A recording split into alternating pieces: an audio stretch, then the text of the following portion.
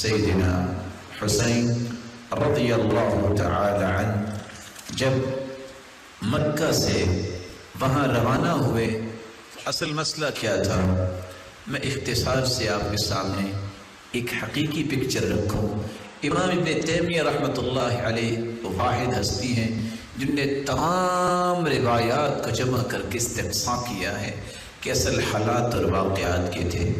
سب سے پہلا نقطہ، رسول اللہ صلی اللہ علیہ وآلہ وسلم کے اس پیارے پھول کو عراقیوں نے خط لکھے، اور خط میں یہ کہا امیدت السنہ واحیت البدعہ، سنت ختم ہو گئی ہے، بدعات عام ہو گئی ہیں، اور جب تک آپ نہیں آتے یہ کام ٹھیک نہیں ہوگا، اور ایک صندوق بھر کے خطوں کا بھیجا۔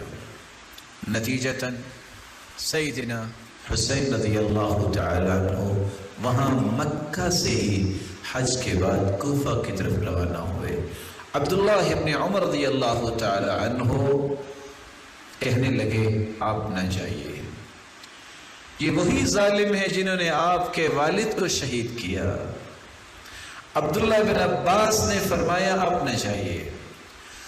ابو بکر بن عبد الرحمن بن حارث بن ہشام نے فرمایا آپ نہ جائیے، یہ وہی ظالم ہے جنہوں نے آپ کے والد کو شہید کیا۔ اور حتیٰ کہ جب وہ جانے لگے تو یہ بھی کہا صحابہ نے استودعک اللہ من قتیل، ہم اس وقت بہت پریشان ہیں، ہم اللہ کی سپرد کرتے ہیں، اللہ کی امانت میں آپ کو بھیجتے ہیں۔ جب یہ جا رہے تھے فرزدق شاعر بھی ملا، اور فرزدق شاعر نے کہا کہ اگر مجھے یہ پتہ ہو کہ آپ رک جائیں گے تو میں آپ کی سواری کے سامنے لیٹ جاتا ہوں، آپ نہ جائیے، ان لوگوں پہ اعتماد نہ کیجیے۔ لیکن کچھ فیصلے اللہ کی طرف سے ہوتے ہیں۔ رسول اللہ صلی اللہ علیہ وآلہ وسلم کے پاس جبریل امین تشریف لائے، اور جبریل امین جب تشریف لائے تو ان کے ہاتھ میں خون آلود مٹی تھی۔ آپ صلی اللہ علیہ وآلہ وسلم نے پوچھا یہ کیا؟ تو آپ صلی اللہ علیہ وآلہ وسلم کو بتایا گیا کہ یہ سیدنا حسین کی شہادت کی مٹی ہے۔ تو اللہ عز و جلال کے جو فیصلے ہیں وہ نافذ ہو کے رہتے ہیں۔ نتیجتاً جب وہاں پہنچے تو اس وقت ان کو اطلاع یہ مل چکی تھی کہ ان ظالموں نے سیدنا حسین رضی اللہ تعالی عنہ کے بھائی کو شہید کر دیا ہے۔ جب یہ بات ان تک پہنچی کہ مسلم بن عقیل رضی اللہ تعالی عنہ اور ہانی بن عروہ ان دونوں کو شہید کر دیا گیا ہے، اور یہ شہید کرنے والا وہ ظالم ہے جو کوفے کا اس وقت گورنر تھا، عبید اللہ بن زیاد۔ جب پتہ چلا تو آپ نے فیصلہ کیا کہ اب کیا کرنا ہے۔ عبید اللہ بن زیاد نے لشکر بھجوایا۔ جب اس کو یہ پتہ چلا کہ سیدنا حسین رضی اللہ تعالی عنہ یہ اپنا فیصلہ چینج کر بیٹھے ہیں کہ اب یہ کوفہ کی طرف نہیں آئیں گے، اب یہ کسی اور جگہ جائیں گے، جس کے نتیجے میں یہ ساری کی ساری شامت میری آئے گی۔ اور وہ سیدنا حسین رضی اللہ تعالی عنہ نے فیصلہ کیا تبدیل کیا تھا؟ 3 فیصلے تھے۔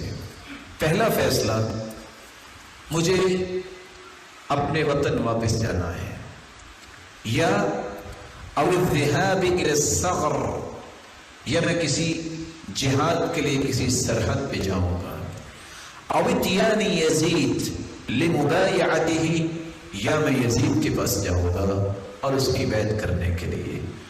یہ وہ خطہ تھا جو عبید اللہ بن زیاد ظالم کو پسند نہیں تھا کہ اگر ایسا ہو گیا اس کا مطلب ہے کہ میری گردن سب سے پہلے اڑائی جائے گی۔ نتیجتاً اس نے وہاں سیدنا حسین رضی اللہ تعالی عنہ اور ان کے ساتھیوں کو شہید کیا۔ جو یہ خبر پہنچی یزید کے پاس تو سب سے پہلے انہوں نے کیا کہا؟ لعن اللہ ابن مرجانہ، اللہ لعنت کرے ابن مرجانہ پہ، یعنی عبید اللہ بن زیاد پہ، کہ جس نے یہ اتنا بڑا غلط کام کیا ہے۔ اور ان کے گھر سے رونے کی آوازیں شروع ہوئی، اور پھر سیدنا حسین رضی اللہ تعالی عنہ کے جو بھائی ہیں وہ بیان کرتے ہیں کہ انہوں نے ہمیں اپنے گھر میں جگہ دی اور انہوں نے ہمیں مدینے تک پہنچایا۔ جب مدینے میں آپ کا جسد خاکی تو وہاں ہی اس کی تدفین کی گئی۔ وآخر دعوانا ان الحمد للہ رب العالمین۔